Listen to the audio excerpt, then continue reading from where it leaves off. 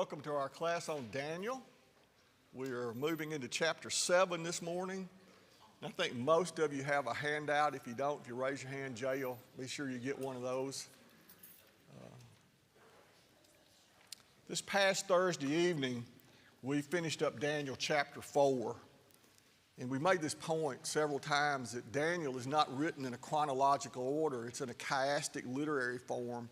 And so it's not written necessarily following the life of Daniel in a chronological pattern, but we're following Daniel's life to see how the events unfold in his life in chronological order. So as a quick review of chapter 4, we read in chapter 4 that Nebuchadnezzar had this dream of a great tree, and it's an amazing tree.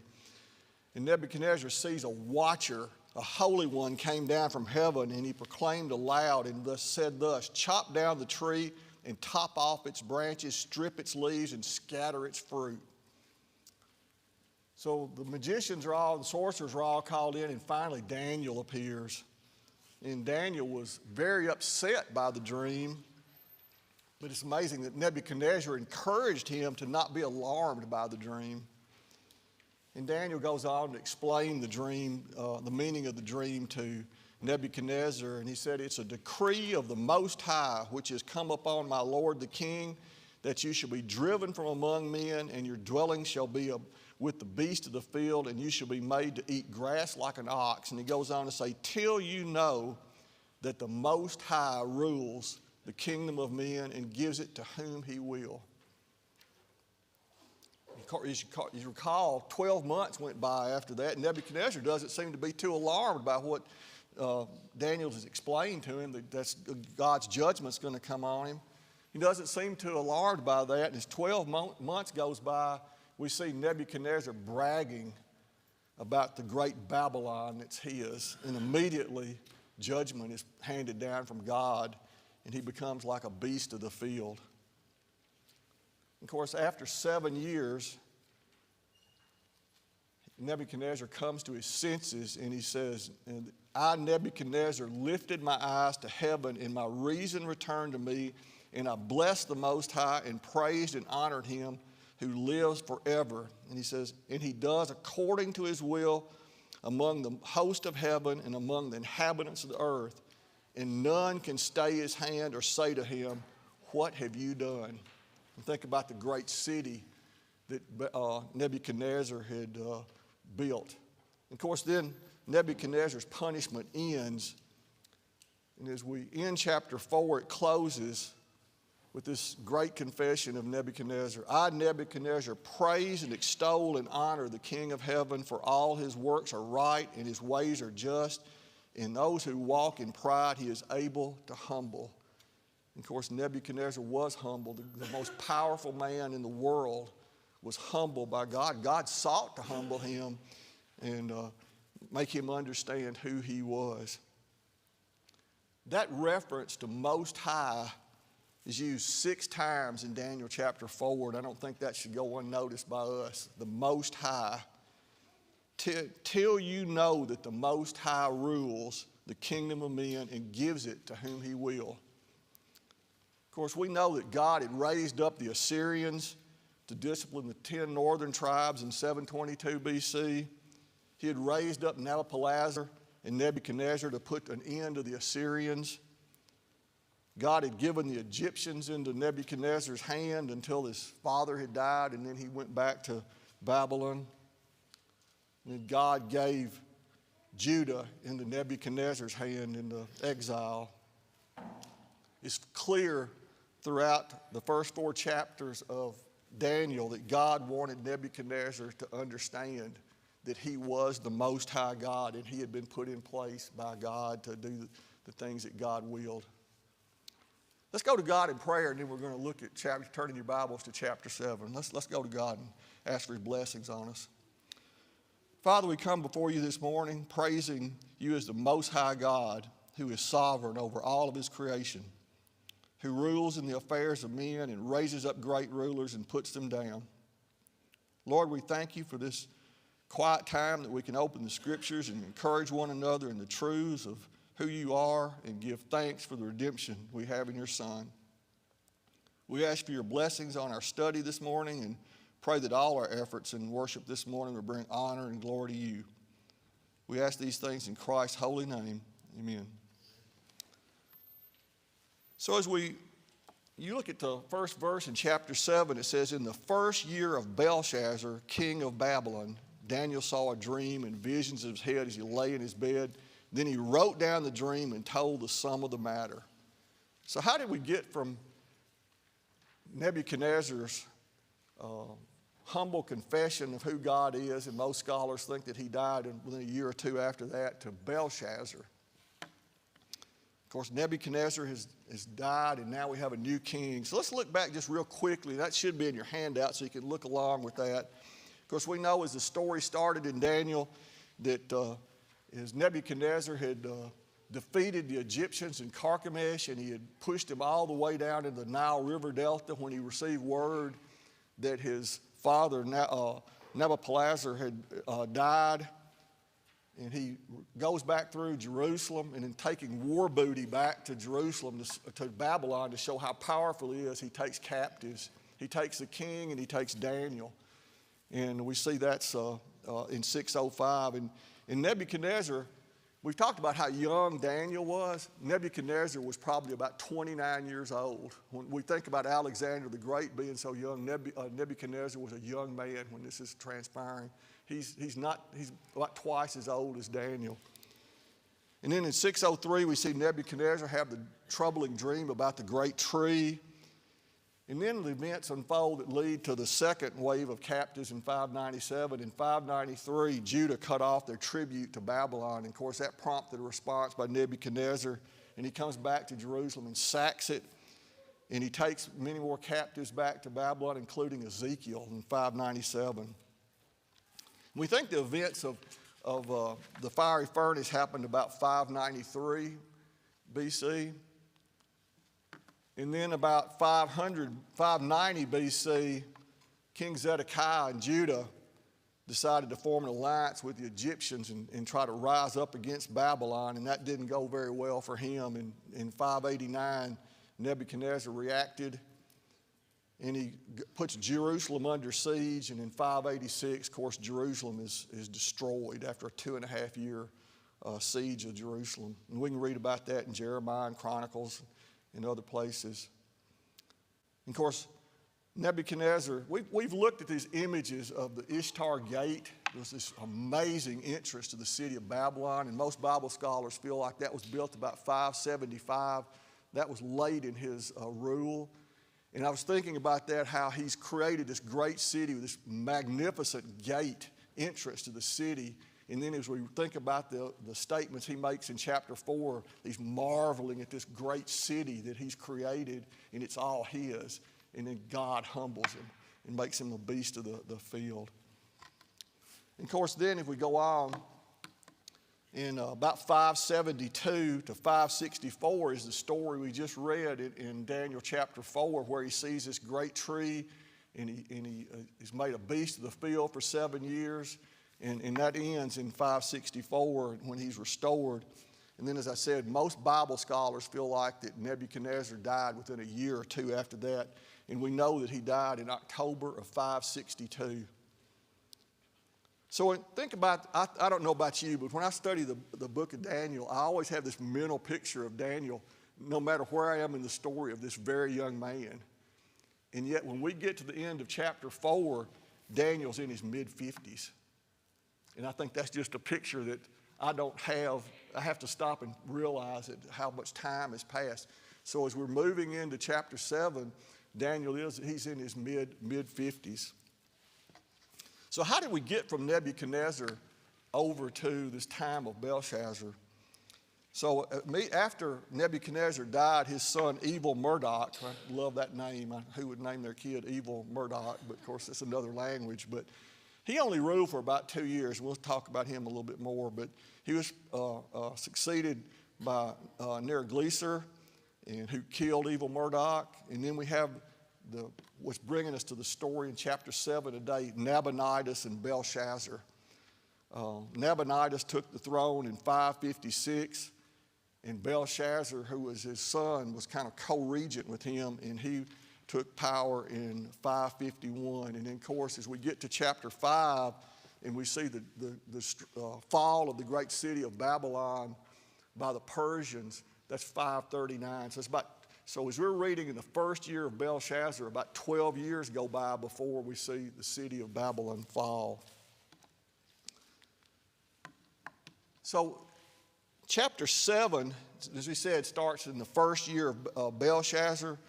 So chapter 7 and 8 actually precede chapter 5 chronologically in the story of Daniel. And the story of how Belshazzar came to power is an interesting one. His father was a devotee of another god of Babylon other than Marduk. We've talked about Marduk, who was a great, all-powerful god of Babylon, but he was a follower of another god, and he moved from Babylon down to the Tema, about 500 miles away, and basically just left his son in charge. So that's how Belshazzar came to rule. And Nabonidus was just kind of dropped out of the picture. Even though he was technically still king, his son Belshazzar became ruler in a sense, Babylon. So I want to back up just a minute and talk about evil Marduk. That's one of those names I don't think we relate to very much, but he's recorded in 2 Kings, and we can read in Lamentations. But when King Jehoiakim was ruling in Judah when all the captivity started, and he only ruled for 3 months and 10 days before he was taken into captivity in Babylon.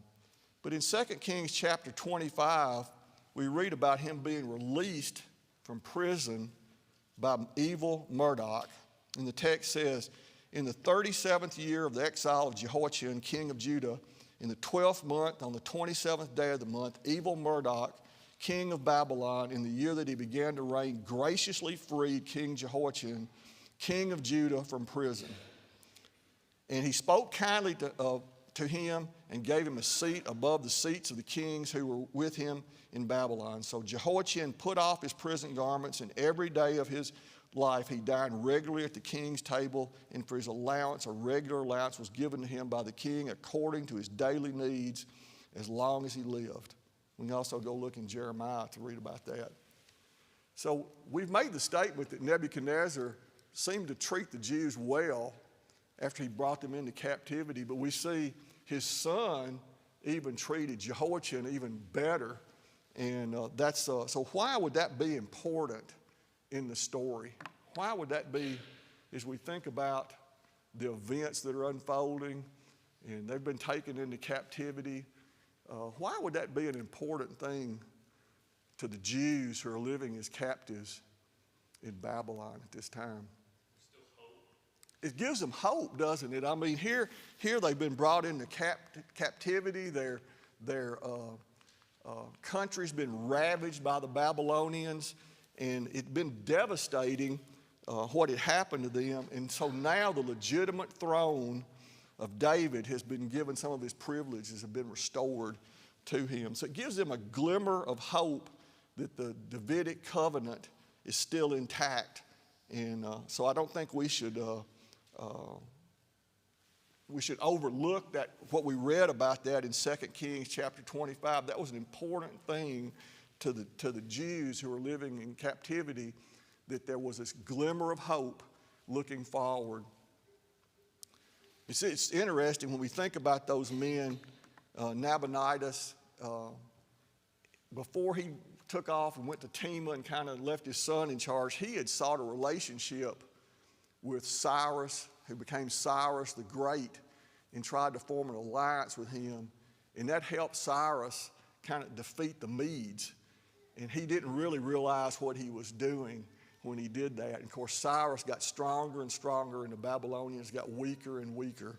And when we get to the chapter 5, we're going to see that play out, in the Persians conquer the great city of Babylon, who they thought was just impenetrable. There's another interesting thing you see on the screen. There was one, we keep showing you these cylinders, and I think they're just amazing. We find these archaeological remnants that are left, and all these confirm the biblical text that we read. But Nabonidus, there was no mention of him in any of the extra biblical records until this cylinder was found in 1854 that confirms his rule and what he did. And so that just confirms what we read in the text about him. So we said that Nebuchadnezzar died in 562 BC, and Daniel would have been about 58 years old at that time. And it seems that after Nebuchadnezzar died, Daniel had a lesser role in the kingdom. And we'll see all that play out in chapter 5. But it seems like at this time that the Jewish people were no longer in the good graces, you might say, of Babylon as they had been. And you might recall how Joseph, in Exodus chapter 1, verse 8 says, "Now there arose a new king over Egypt who did not know Joseph." And this is we've mentioned the parallels between Joseph and Daniel, and I think the very same things are playing out here as we look at that. So the timing of this, what we're going to read in chapter 7, seems to be giving the people a hope of the things to come, and that God has not completely deserted them. So I'm going to read verses 1 through 18. That's going to be Dan. Sir, I'm just trying to put this together. Are there, from the time of chapter 4 to the time of chapter 7, is it about 35 or 40 years? It's actually, let me look at my notes here, Dan. That would have been from about 551. About 11 years, 11 or 12 years have passed between chapter 4 and chapter 7. Yeah. Now, Belshazzar took office or took rule in 551. In the events where Nebuchadnezzar died, 564, 562. So it's only been about 10 to 12 years have passed between chapter 4 and chapter 7. Okay. You good? Maybe, but go yeah. It's about only 10 to 12 years have elapsed. So let's read chapter 7, verses 1 through 8. And notice the very symbolic and figurative language that we're going to read. And we're going to discuss that a little bit because it's an important thing for us to understand. Because as we get in Daniel chapter 7, and especially next week as we move forward, this is where the futurists start to bring the Antichrist in. And we want to just make sure that we understand that all of the things that we're reading about in Daniel are easily explained by the events that happened in history. Not something that's going to happen 2,000 years in the future from the death of Christ, but they're easily explainable by what happened in history at that time. So let's read, starting verse 1. In the first year of Belshazzar, king of Babylon, Daniel saw a dream and visions of his head as he lay in his bed. Then he wrote down the dream and told the sum of the matter. Daniel declared, "I saw in my vision by night, and behold, the four winds of heaven were stirring up the great sea. And four great beasts came out of the sea, different from one another. And the first was like a lion and had eagle's wings. Then I looked, its wings were plucked off, and it was lifted up from the ground and made to stand on 2 feet like a man. And the mind of a man was given to it. And behold, another beast, a second one like a bear. It was raised up on one side. It had 3 ribs in its mouth between its teeth, and it was told, 'Arise, devour much flesh.' After this, I looked, and behold, another like a leopard with 4 wings of a bird on its back. And the beast had 4 heads, and dominion was given to it. After this, I saw in the night visions, behold, a 4th beast, terrifying and dreadful and exceedingly strong. It had great iron teeth. It devoured and broke in pieces and stamped what was left with its feet. It was different from all the beasts that were before it, and it had 10 horns.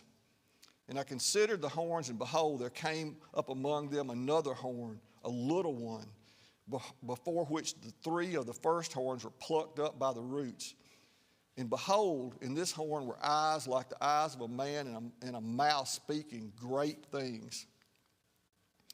In verse 9, As I looked, thrones were placed, and the Ancient of Days took his seat. His clothing was white as snow, and the hair of his head was like pure wool.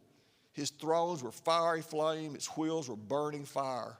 A stream of fire issued and came out from before him, and thousands served him, and 10,000 times 10,000 stood before him. The courts sat in judgment, and the books were opened, and I looked then because the sound of the great words that the horn was speaking. And as I looked, the beast was killed and its body destroyed and given over to be burned with fire. And as the rest of the beasts, their dominion was taken away, but their lives were prolonged for a season and a time. Verse 13, I saw in the night visions, behold, with the clouds of heaven there came one like a son of man. And he came to the Ancient of Days and was presented before him. And to him was given dominion and glory and a kingdom that all peoples and nations and languages should serve him. His dominion is an everlasting dominion which shall not pass away, and his kingdom one that shall not be destroyed. And as for me, Daniel, my spirit within me was anxious, and the visions in my head alarmed me.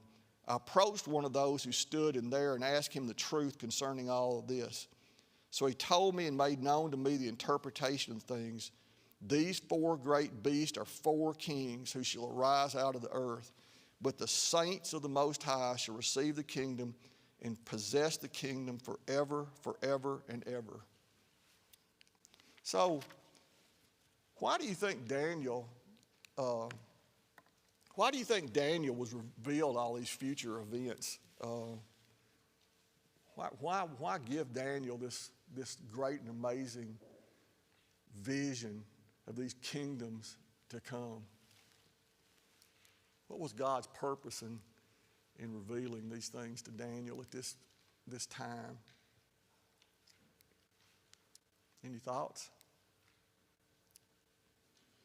Let me ask another question. What did the Jews want in the worst way being in captivity at this time? Physical kingdom restored. Yeah. So, of course, the parallels we highlighted chapter 2, the ethnic structure, and I think the greater purpose God has is He's laying the groundwork to highlight what He told Daniel at the end, that basically your visions are really not for your lifetime, but for the coming generations, and most importantly, it's the prelude to God saying, my kingdom is going to be established. And that's what chapter 2 and chapter 7 climax with, which is despite these coming kingdoms, I'm still in control, and my kingdom is going to be established, and I'm going to win at the end of this conflict. Yeah. And he's laying it out. And for the Jews who are captive and they want to go home, he's saying, if you're faithful to me, you will come home. Yeah, they wanted in the worst way to be restored in Israel, to be a great kingdom like they had been under David. And God is telling them that's not going to happen. And in fact, we'll get into this a little bit later, but they're going to be disciplined by the Gentiles all the way up to the time of the Messiah. So he's laying the groundwork here that the Messiah is coming. That was part of the vision in chapter 2 that culminated in these great kingdoms. But he's laying the groundwork. Don't think that after the 70 years, it's all going to be better, and it's not. It's the Gentiles. You're going to live through the time of the Gentiles, and Jerusalem will be trampled under until the Messiah comes. He's painting a picture, and of course, when we get to the time of Christ, the Jews at that time, the first century, they were reading Daniel because they knew it was about the time for the Messiah to come, and they could look back in time and see all the things that were unfolding that led up to the Messiah. So we don't want to look over that these tribulations that are coming, God is laying the groundwork. And circling back to that, we just want to go back. I think we always need to keep in mind Nebuchadnezzar's first dream and these inanimate statues painting the picture of that. But we have a stone cut by no human hands. It topples and supersedes all these great kingdoms, these amazing kingdoms. And that's the Christ, the Messiah. Everything that God is telling Daniel is pointing to the Messiah, and we don't want to lose track of that. Of course, as we think about what we just read and then we reflect back on chapter 2, the first vision that Nebuchadnezzar has is this inanimate statue made of metals. It has no human characteristics, no physical characteristics other than it's made of great metals. And the value of them keep descending as it reaches the time of Christ. And so now when we get to Daniel's vision, this very figurative, symbolic language that we read about a lion and a leopard and a bear, they're just super colorful and very figurative. Where should we go to understand that? We can go to the prophets and see this very language used over and over. And when we get to I think I skipped a slide here for some reason. There we go, Hosea. We can turn to Hosea chapter 13. And of course, Hosea was written about 200 years before. This is written in the time frame of the early to mid 700s BCs. And so we read Hosea saying in chapter 13 in verses 7 through 9, "So I am to them like a lion, like a leopard. I will lurk beside the way. I will fall upon them like a bear robbed of her cubs. I will tear open their breast, and there I will devour them like a lion, as a wild beast would rip them open. He destroys you, O Israel, for you are against me, against your helper." So we see this kind of judgment language from Hosea using these very figures that we read about in Daniel. And we can deduce from that, we shouldn't have to think of this is something that's going to happen 2,000 years after Christ. Hosea is talking about these very same animals and these characteristics in his judgment language in some 200 years before Daniel. And then we read about this great storm and this great sea and these strong winds blowing from every direction in verses 2 and 3, and about these four beasts. When we read that language in the prophets and in the Old Testament, we should understand that the sea is a metaphor for the Gentiles. The land is a metaphor for the Jews. And these storm and strong winds represent tumultuous times and conflict between kings and great powers.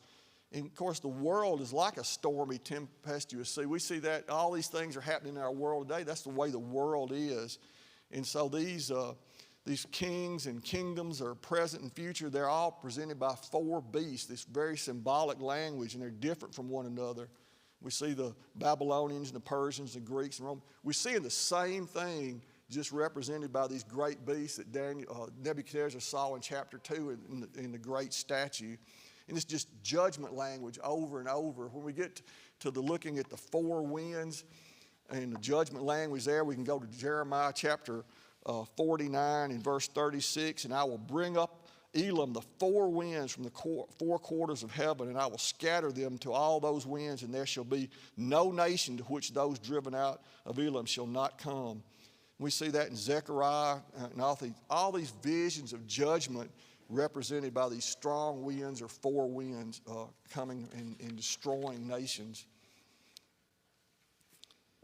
And I just want to make this point. I've made this several times, but as we're reading these great kingdoms, we should go and read some of Jesus' last words, the Olivet Discourse, and he's describing the destruction of Jerusalem. In Luke 21, verses 23 through 24, he says, "For there shall be great distress upon the earth and wrath against the people. They will fall by the edge of the sword and be led captive among the nations. And Jerusalem will be trampled underfoot by the Gentiles until the time of the Gentiles are fulfilled." What we're reading about in these four great beasts is the time of the Gentiles. After the Babylonian captivity, we have this time of the Gentiles leading us up to the Messiah. So when we're reading about the four great beasts, we should be thinking of the words that Christ spoke in his Olivet Discourse and what he had to say about the coming destruction of Jerusalem. Of course, the great sea, more symbolic language. It's symbolic of nations and peoples and judgment. And we can go back to Isaiah and read similar language. Therefore, the Lord is bringing up against them the waters of the river, mighty and many, the king of Assyria in all his glory. And I will rise over all its channels and go over all its banks, and it will sweep on into Judah. It will overflow and pass on, reaching even to the neck, and its outspread wings will fill the breadth of your land, O Emmanuel. In Isaiah chapter 17, in the thunder of many peoples, and they thunder like the thundering of the sea. I'll roar and the roar of nations, they roar like the roaring of mighty waters. So this language, this figurative language we're seeing, this symbolic language we're reading in Daniel chapter 7 and these four great beasts, it's judgment language that we've seen in other places in the prophets. It's not anything new to Daniel in the sense of the type of language that we're reading and what it implies in terms of a coming judgment.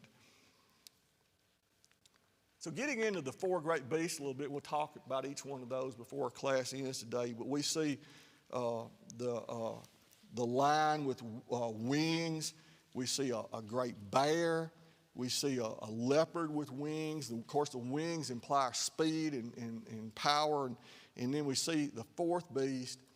In Daniel's view, it was the most terrifying of all the beasts.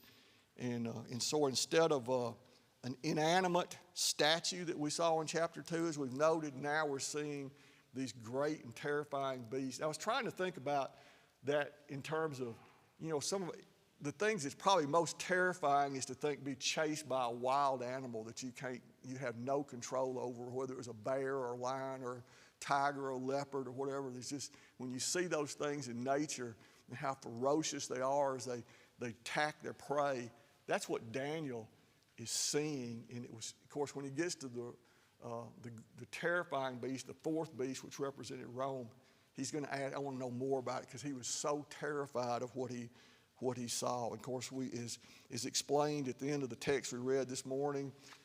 Those are the four kingdoms that are going to come into place before the Messiah comes. Most of this is, I have to say, if you read and look at what Bible scholars believe about this, everything goes really well with the four beasts until you get to Rome. And then they try to take Rome and maybe make it into the Rome that happened at the time of Christ, but there's going to be another Rome rise up, and there's some gap in that, and it's going to happen thousands of years in the future. There's no implication whatsoever in the text there's any kind of gap in this prophecy that's been revealed to Daniel. And we'll make more note of that as we go through our class. But this fourth beast was exceedingly terrifying to Daniel. But the first three beasts, there's really no disagreement amongst Bible scholars as to what this represents. And the first beast was like a lion, and that's talking about the current kingdom, Babylon, and it was fierce and had absolute rulers. Nebuchadnezzar was in charge when it started.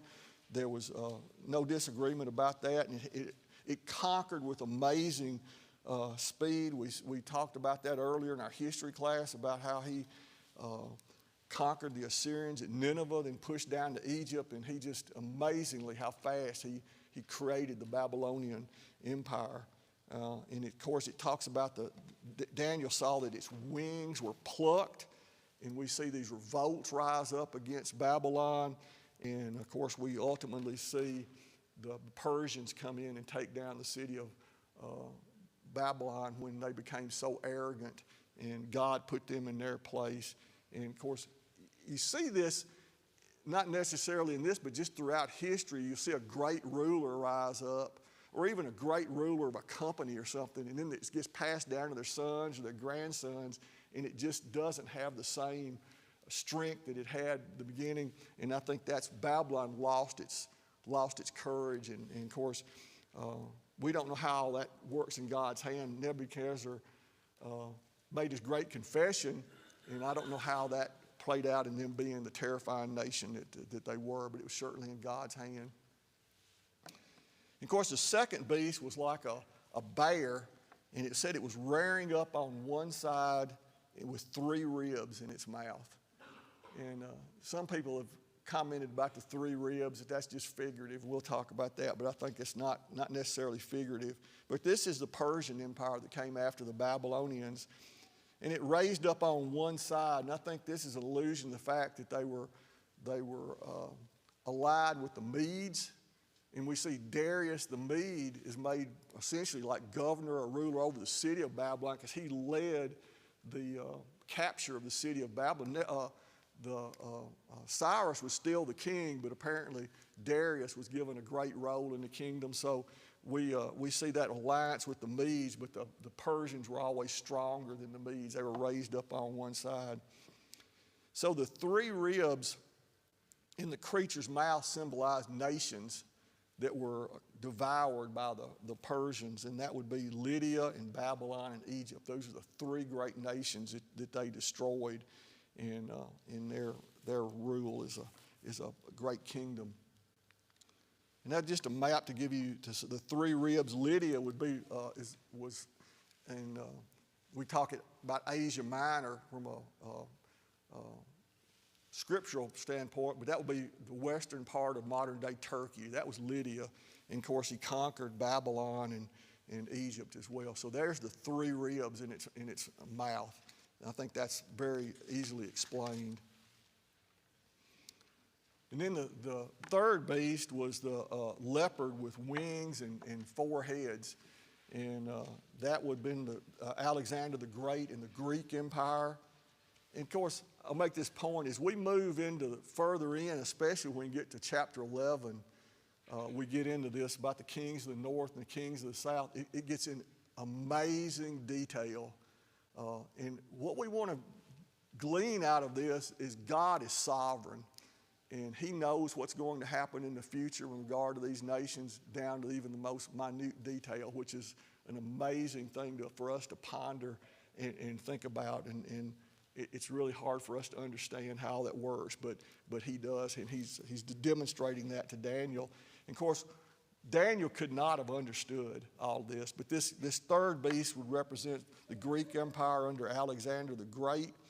And of course, he had conquered an amazing amount, I'll show a slide in a second, amazing amount of territory by the time he was 31 years old. We mentioned how young Nebuchadnezzar was. By the time he was 31, it's just unbelievable what he had conquered and how quickly he had done all that. And then when he talks about the 4 heads, that's predictive of Alexander's death and the 4 generals that arise out of his death. So just quickly, I know not everyone's a history buff, but the Persian Empire came to a conclusion under Darius III. He didn't appreciate who Alexander the Great was or what he could do as a military leader and that sort of thing. And he didn't take Alexander seriously. And so that was the third beast conquering the second beast. And in the spring of 334, Alexander crossed into Asia Minor, and he had 43,000 infantry and 5,500 cavalry for you who've been in the military. That sounds like a lot, but that was nothing compared to the army that the Persians had, and he destroyed all of them in 3 great battles, and that was the end of the Persian Empire, and Alexander conquered them very quickly. And you see, the kingdoms keep getting bigger. Alexander's kingdom extended all the way over into India and all the way over into Greece and Egypt. It was an amazing kingdom. And it's been recorded by Josephus. I just find this interesting that when Alexander got into Jerusalem, that they explained to him the text of Daniel. And he understood the text that we've just read this morning, that was him. He understood that, but apparently he wasn't too impressed with the Jews in the temple and that sort of thing, and he moved on very quickly. And so we'll get into this in more detail when we get to kings of the north and kings of the south later on, but the third beast had 4 heads, was given great authority. These are the 4 great Seleucian and Ptolemy rulers that came out of the result of Alexander dying when his empire was split up. And you had Seleucus and Ptolemy and Lysicamus and Cassander. They controlled all. They just divided the empire up when Alexander died.